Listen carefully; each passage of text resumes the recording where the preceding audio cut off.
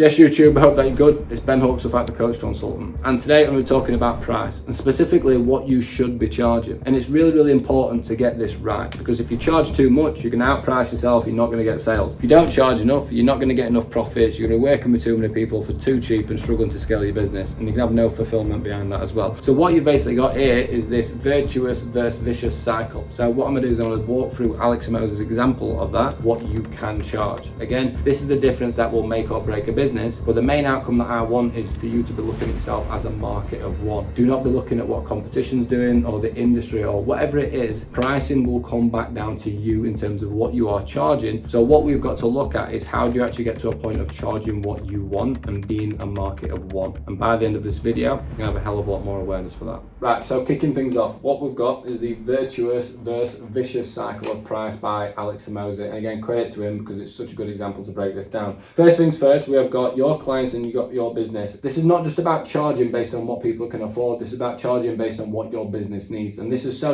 important to understand, because you may price based on what people can afford to get sales through the door, but down the line you're realizing that your business doesn't have enough profit, you're not fulfilled, you're not going where you want to be. So how this works as an example is if someone is paying £100 per month versus £300 per month, when someone is paying £300 per month, they are going to have a higher rate of perceived value, and they're going to have a higher rate of work ethic and commitment because they are simply paying more. So if someone is paying less, they're going to have less emotional investment because they're not paying as much, but they're going to have more emotional investment because they're paying more. They are going to have a higher perceived value because they are paying more, and it's going to be lower perceived value if they're paying less. They're going to get better results when they're paying more because they're paying more and don't want to waste the money compared to when you're paying less. Then also, when we're looking at demandingness, everybody knows this. When you've got cheap clients, you get an absolute headache, right? When you have people who are willing to come in and pay the amount, so for example, if they're paying £250, £300 a month, they're going to stick to what you say. They're going to follow what you say. They're going to watch those videos. They're going to ask questions. So there's going to be completely less demandingness because people are sticking to the process more because of a higher value, and also they're going to be getting better results because they're actually sticking to it. The demandingness will come from the fact that people don't see it as a high value asset and they are not committing to the process properly. So when we move down to the next part, you've got your business. So underneath here, we've got profit, we've got perceived value, we've got perception of impact, we've got service levels, and then sales team conviction. So if you have a low pricing structure, you are going to have less profit, less perceived value of yourself and your actual product or your program. You're going to have less perception of actually impact in terms of results. You're going to have less service levels, because if someone's paying less for something, you'll deliver less to them. You will match it equally. And then you've obviously got the sales team conviction or yourself. If you're going into something knowing that you can get a good commission out of it or a big sale, you can have a lot more conviction going into that. So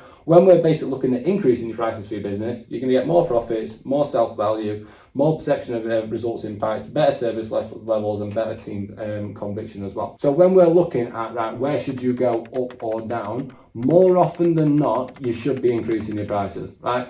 Obviously, this completely also depends if you're running like an app or a group ticket or whatever it may be. But more often than not, in terms of this type of cycle, you are best off charging more, because it will all come down to the perception of value. So if I was going to like incorporate and then directly point out one thing on there, which is the single most important thing what incorporates it all, is perception of value. Right? When you are charging more, people will have a higher perception of value for you. When you're charging more, you'll have a higher perception of value for yourself. As a knock-on effect off the back of that, all of these will be a byproduct. So perception of value comes down to price. You've obviously got price discrepancy as well. So that's where people obviously need to make sure that what you are actually paying for is matching what they want and their demands. But what we've got here is if you're charging more often than not, it's seen as a higher value. You have a better commitment from everyone in the company, especially clients. Next up from that point, what we've got is all of the factors associated with what you can be charging or should be charging. So this is going to be incorporated into 4 different areas. Number 1 is going to be value. Number 2 is going to be demand. Number 3 is going to be hyper-specific solutions. So when we look at this for an example, when you are going higher up, you are going to be at a higher value asset. If you are going all across the top, you're going to be in more demand in terms of lead generation and sales.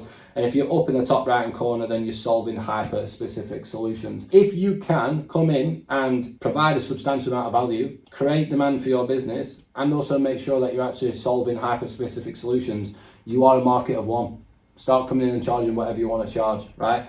But if you're in a position where all you are doing is focusing on value, but you've got no demand, but you're not really actually solving specific problems, then you're going to be just over here on the left-hand side, which means that you're going to be able to charge a hell of a lot less. This is all of this comes down to. It's going to come down to three factors. How much value are you actually providing to clients in terms of the program design, the service delivery, and everything that you're doing to maintain professional standards, combined with the amount of effort that you are putting into content acquisition and sales to ensure that you've got a consistent and steady flow of lead generation.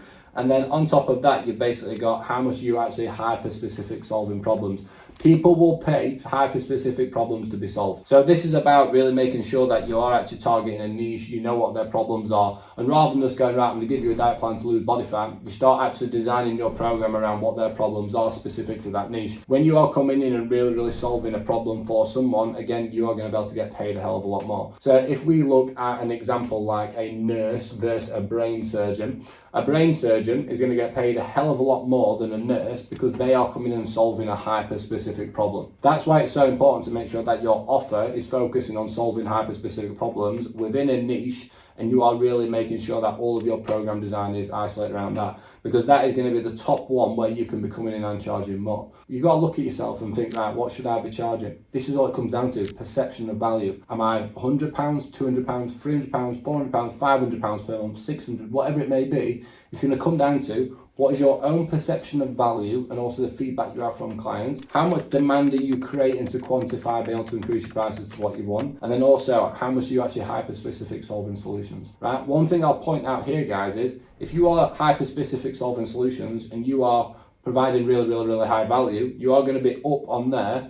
Don't worry too much about demand, because at the end of the day, if you've got confidence and conviction behind your offer and the problems that you're solving for people, your prices should be going up regardless, right? The only time that you need to be charging less is when you are not solving high-specific problems and not providing a substantial amount of value, right? But then on the other hand, you do have demand, right? If you've got ridiculously high supply and demand, you need to be increasing your prices. Bottom line, right? Because that's going to ruin your scalability. It's going to ruin your fulfillment and performance and results that you have long term.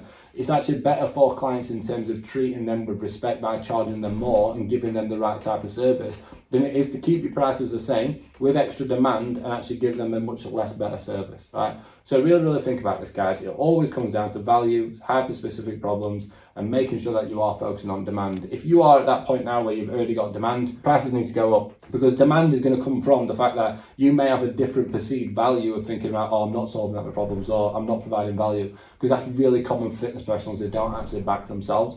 But the moment that you are encapsulating all of these guys, this is what you need to be doing. So let's just call that 100, let's just call that 200, let's call that 300, let's call that 400 plus. Right? That's the type of process that you need to be looking at, where it's like, right, I'm at this point now where I'm charging 100 to 200, 250, which is a normal industry saturation and standard.